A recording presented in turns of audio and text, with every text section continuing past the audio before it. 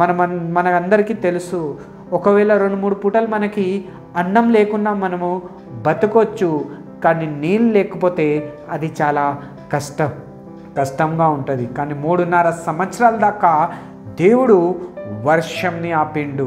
Oh brother and sister, ఎందుకు వర్షంని ఆపిండు? ఎందుకు కరువు వచ్చింది? ఒకవేళ మీ లైఫ్లో కూడా ఏమైనా ఇలాంటి కరువు ఉంటే, కొన్ని సంవత్సరాల నుంచి ఆ రోగం పోతలేదా, కష్టాలు పోతలేవా, అలాగే ఉండిపోయినారా, ప్రార్థన చేస్తే కూడా జవాబు దొరకలేదు అంటే దేవుడు ఈరోజు ఈ వాక్యంతో మాట్లాడుతున్నాడు. ఎందుకు దేవుడు 3.5 సంవత్సరాల దాకా వర్షంని ఆపిండు అంటే, మనము ఫస్ట్ రాజు 16 అధ్యాయం 16 చాప్టర్ ఇంకా 33లో మనము చూస్తే అందులో ఇలా రాయబడింది, అహాబ్ ने तो अशूर बनाए, वरन सब इजराइलियों के राजों से भी जो पहले थे, इजराइल के परमेश्वर यहोवा को क्रोध दिलाया. బ్రదర్ అండ్ సిస్టర్, ఇక్కడ ఒక అహాబ్ రాజు ఉన్నాడు. అహాబ్ రాజు ఏం చేసినాడంటే, ఆయన కంటే ముందు ఉన్న రాజులు ఎన్ని పాపాలు అయితే తప్పు అయితే దేవుని దృష్టిలో చేసుకుంటూ వచ్చినారు, కానీ ఈ అహాబ్ అన్నిటికంటే ఎక్కువ పాపాలు చేసుకుంటూ వచ్చిండు. దేవునికి కోపం వచ్చే పనులు అహాబ్ చేసుకుంటూ వచ్చిండు. ఓ బ్రదర్ అండ్ సిస్టర్, అహాబ్ ఎలాంటి పాపం చేసిండు అంటే, అహాబ్ ఒక రాజు వాళ్ళ కూతుర్ని పెళ్లి చేసుకున్నాడు. ఆమె పేరేంటంటే ఇజిబేల్. ఈ ఇజిబేల్ ఎవరు అంటే, ఈ ఇజిబేలుకి దేవుడు అంటే తెలియదు. ఆమె అన్యురాలు, అంటే వాళ్ళు దేవతలని, అంటే అషూర్ దేవతలని మొక్కుతుంది.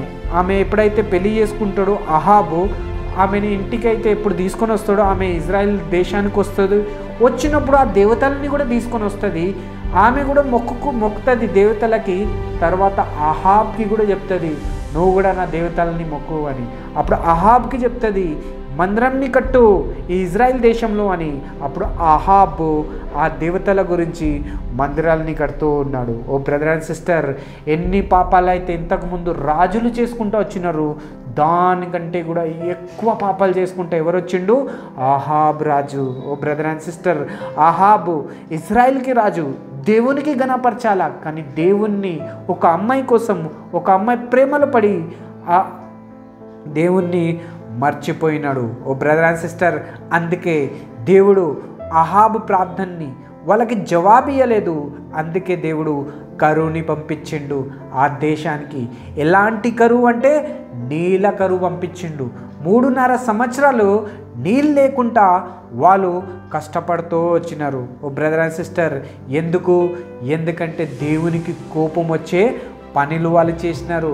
అందుకే దేవుడు వాళ్ళ జీవితంలో, వాళ్ళ ఇంట్లో కరువుని ఇచ్చిండు. ఓ బ్రదర్ అండ్ సిస్టర్, వాక్యంలో ఏం రాయబడిందంటే, వాళ్ళ మధ్య నుంచి మనం బయటికి వచ్చేయాలా. వాళ్ళ మధ్య నుంచి ఎప్పుడైతే మనం బయటికి వచ్చేస్తామో అప్పుడే మీరు నా కుమార్తెలు అవుతారు, అప్పుడే నేను మీకు దేవుణ్ణి అవుతాను అని వాక్యంలో రాయబడింది. కానీ అహాబు వాళ్ళ నుంచి బయటికి రాలేదు, వాళ్ళకి ఇంటికి తెచ్చుకున్నాడు.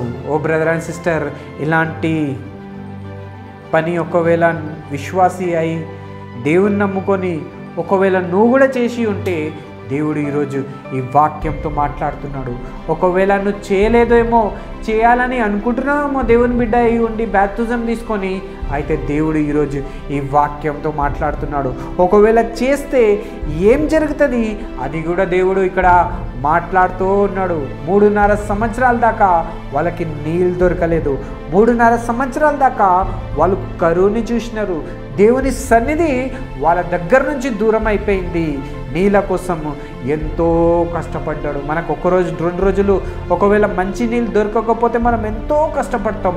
కానీ 3.5 సంవత్సరాల దాకా అహాబ్ చేసిన పాపాన్ని బట్టి మిగతా వాళ్ళు కూడా కష్టంని చూసినారు, బాధని చూసినారు. ఓ బ్రదర్ అండ్ సిస్టర్, ఒకవేళ రక్షణ పొందినామా, బ్యాప్టిజం తీసుకున్నామా, చాలా మంచిది. కానీ ఎన్నో రోజుల నుంచి నువ్వు ప్రార్థన చేస్తున్నావు, కానీ దేవుడు వింటలేడేమో. ఎన్నో రోజుల నుంచి నువ్వు బాగలేవేమో, దేవుడు స్వస్థతని ఇస్తలేడేమో. ఇవన్నీ ప్రశ్నలు నీకు ఉండొచ్చు. నేను ఎంతో దేవునికి సేవ చేస్తాను, బాప్తిజం కూడా తీసుకున్నాను, దేవుని పని కూడా చేస్తున్నాను, అయినా కూడా దేవుడు నాకు స్వస్థతని ఇస్తలేడు, నా ఇంట్లో కరువు అనేది పోతనే లేదు అని ఎన్నో ప్రశ్నలు మీకు ఉండొచ్చు. ఓ బ్రదర్ అండ్ సిస్టర్, అయితే దేవుడు ఈరోజు ఈ వాక్యం ద్వారా మనతో మాట్లాడుతున్నాడు. కొన్నిసార్లు మనం ఎలాంటి పని చేస్తాము అంటే దేవునికి కోపం వచ్చే పనులు మనం చేసేస్తాము.